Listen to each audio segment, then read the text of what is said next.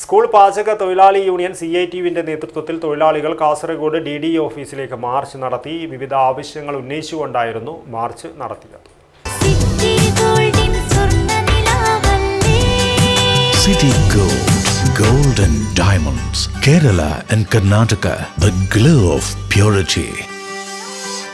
School വിദ്യാർത്ഥികൾക്ക് ഭക്ഷണമൊരുക്കി വിളമ്പി നൽകുന്ന തൊഴിലാളികൾക്ക് മാസവേതനം നിലച്ചിരിക്കുകയാണെന്നും ഈ സാഹചര്യത്തിൽ മാസവേതനം കൃത്യമായി നൽകുക, ജോലിഭാരം കുറയ്ക്കുക, 300 കുട്ടികൾക്ക് ഒരു പാചകത്തൊഴിലാളി എന്ന് ക്രമപ്പെടുത്തുക, ശമ്പള കുടിശ്ശിക ഉടൻ വിതരണം ചെയ്യുക എന്നീ ആവശ്യങ്ങൾ ഉന്നയിച്ച് സ്കൂൾ പാചകത്തൊഴിലാളി യൂണിയൻ CITUവിന്റെ നേതൃത്വത്തിൽ കാസർഗോഡ് DDE ഓഫീസിലേക്ക് മാർച്ച് നടത്തി. നിരവധി പേർ മാർച്ചിൽ പങ്കെടുത്തു.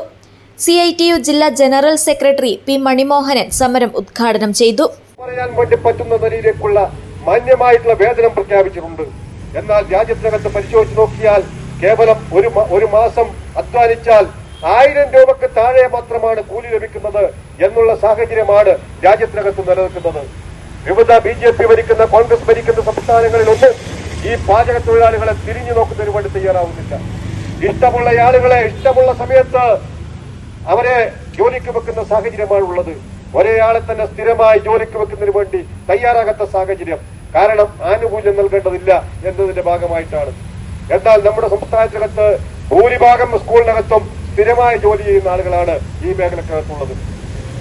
LDF ഗവൺമെന്റിന്റെയും അതുപോലെ തന്നെ ഈ സംസ്ഥാനത്തിനകത്തെ CITUവിന്റെയും നിരന്തരമായിട്ടുള്ള ഇടപെടലിന്റെ ഭാഗമായിട്ടാണ് പലപ്പോഴും കക്ഷി രാഷ്ട്രീയത്തിന്റെ ഭാഗമായിട്ട് PTA ഭരണം പുതുതായി വരുന്ന സാഹചര്യത്തിൽ ഉൾപ്പെടെ പാചക തൊഴിലാളികളെ മാറ്റുന്ന സന്ദർഭം ഇതിനു മുമ്പുണ്ടായിരുന്നു.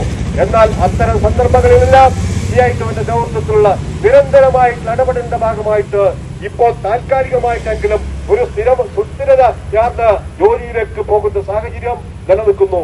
എന്നാൽ ചില കേന്ദ്രങ്ങളിലെങ്കിലും ഈ പഴയ കാലത്ത് സ്ഥിതി തുടരുന്ന സാഹചര്യമുണ്ട്. അതിന് അറുതി വരുന്നതിന് വേണ്ടി തയ്യാറാവണം. Union secretary P. കമലാക്ഷൻ സ്വാഗതം പറഞ്ഞു. P. സവിത അധ്യക്ഷത വഹിച്ചു. K. രവീന്ദ്രൻ, B. ശോഭ, കണ്ണൻ മാസ്റ്റർ തുടങ്ങിയവർ സംസാരിച്ചു. News bureau, Kasaragod.